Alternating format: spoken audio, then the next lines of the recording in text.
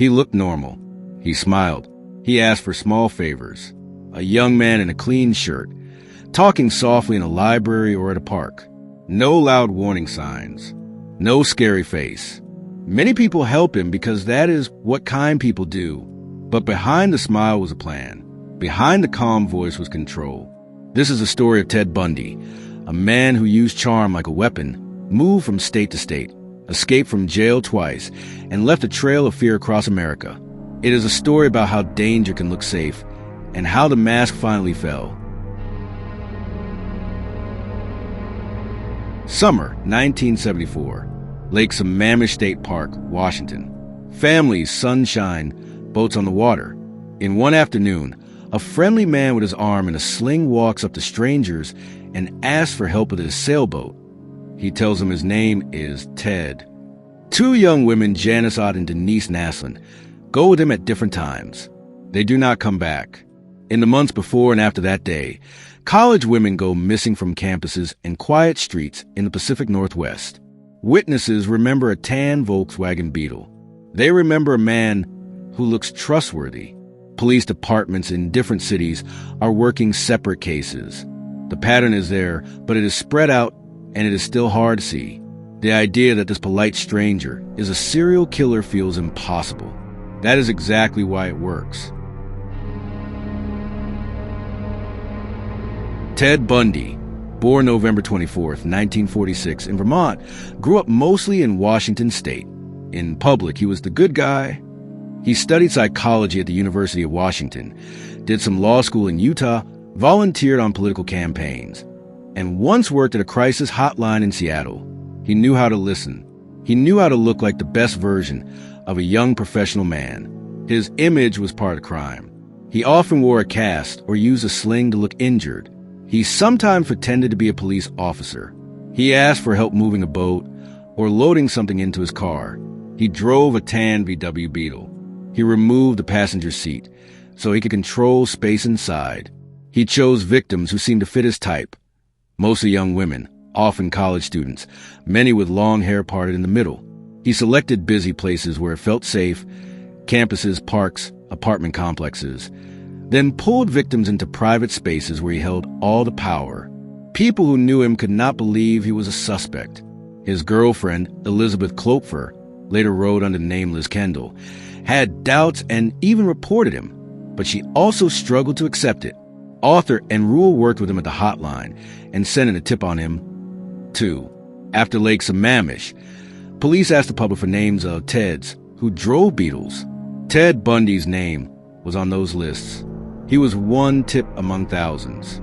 The mask was strong. 1974, Washington and Oregon. In Seattle and nearby towns, women disappear. Linda and Healy, Donna Gale Manson, Susan Rancourt, Roberta Parks, Brenda Ball, Georgianne Hawkins. Later, remains from some of these victims are found in remote, wooded areas. July 14th, the Lake Sammamish double abduction shocks the region. Witnesses remember the name Ted and the tan Beetle. A sketch goes public. Late 1974 to 1975, Utah, Idaho, and Colorado.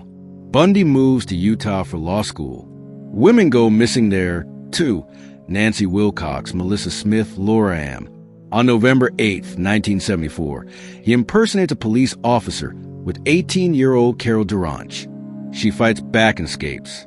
She becomes a key witness. That same night, Deborah Jean Kent vanishes from a nearby town. In Colorado, more women disappear, including Karen Campbell in January 1975. In Idaho, Lynette Culver vanishes. In Utah, Susan Curtis disappears in June. Arrest and first conviction. August 16, 1975. A patrol officer in Utah stops Bundy in the early morning. The car holds rope handcuffs and other suspicious items. Bundy becomes a prime suspect. 1976. He is convicted in Utah for the attempted kidnapping of Carol Duranch and sentenced to prison. Escapes in flight. 1977. Extradited to Colorado for the murder of Karen Campbell. He escapes from an Aspen courthouse on June 7th by jumping from a library window. He is caught 6 days later. On December 30th, He escapes again through a hole in the jail ceiling and vanishes. 1978, Florida spree. January 15th, Tallahassee. He breaks into the Chi Omega sorority house at Florida State University. 2 women, Lisa Levy and Margaret Bowman, are killed. 2 others are badly injured. Later that night, he attacks Cheryl Thomas in her home. February 9th, he abducts 12-year-old Kimberly Leach from her school in Lake City. February 15th, Pensacola police arrest him after stopping a stolen car. He fights the officer, is captured, and finally gives his real name, Theodore Bundy. 2 trials follow. They are among the first U.S. trials broadcast on TV. Bundy insists on helping his own defense, playing the role of lawyer. Cameras love the theater, but the evidence is strong. Miami, 1979, Chi Omega case. Hair and fiber evidence, eyewitnesses, and especially dental impressions, so-called bite mark forensics, widely accepted then, later debated in science, helped the jury decide. The verdict, guilty. The sentence, death. Orlando, 1980, Kimberly Leach case. More evidence, including fibers linking him to Kimberly's clothing and witnesses who saw him at her school area. The verdict, guilty. The sentence, death again. In court, he uses a Florida legal quirk to marry his supporter Carol, and Boone by declaring it in front of a judge. Later, they have a daughter while he is in prison. Boone eventually leaves him. For years on death row, Bundy denies most murders. Near the end, he starts to talk. He confesses to 30 killings across at least 6 states: Washington, Oregon, Utah, Idaho, Colorado, and Florida. Investigators think the true number is higher. 36 or more is often suggested. But not all cases can be proven. Some victims have never been found. He gives details to detectives like Robert Keppel, Washington, and to FBI agents. He sometimes offers information to try to delay execution. It does not work. January 24th, 1989, Florida executes Ted Bundy in the electric chair. Outside the prison, crowds gather, some cheering, a sign of the anger the case still stirs. Why did this case shake the country so deeply? The mask. Bundy looked like a safe person. He used that to get close. He proved that looking normal means nothing. Danger can smile. This changed how people think about risk in public spaces. The gaps. In the 1970s, there was no DNA testing.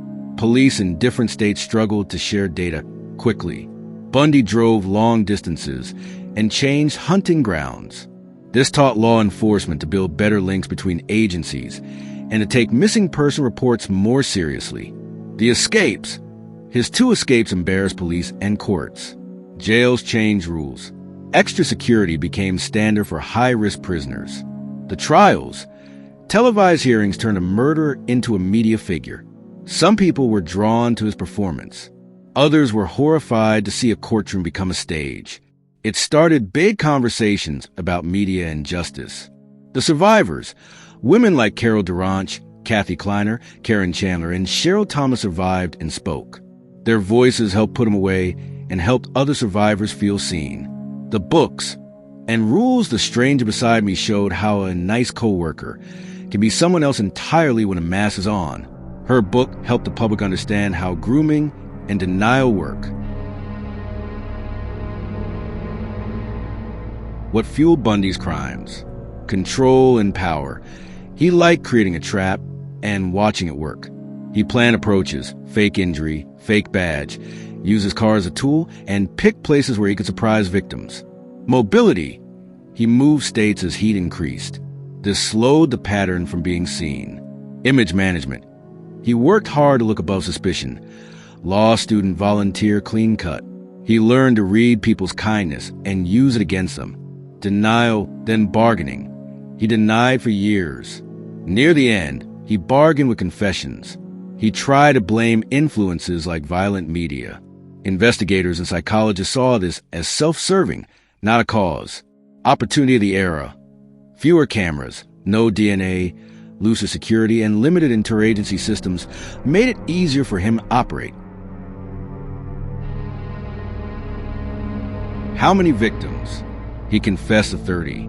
Investigators think the number is higher, but not all cases can be proved. For families without answers, this is a lasting pain. Could modern forensics have stopped him sooner?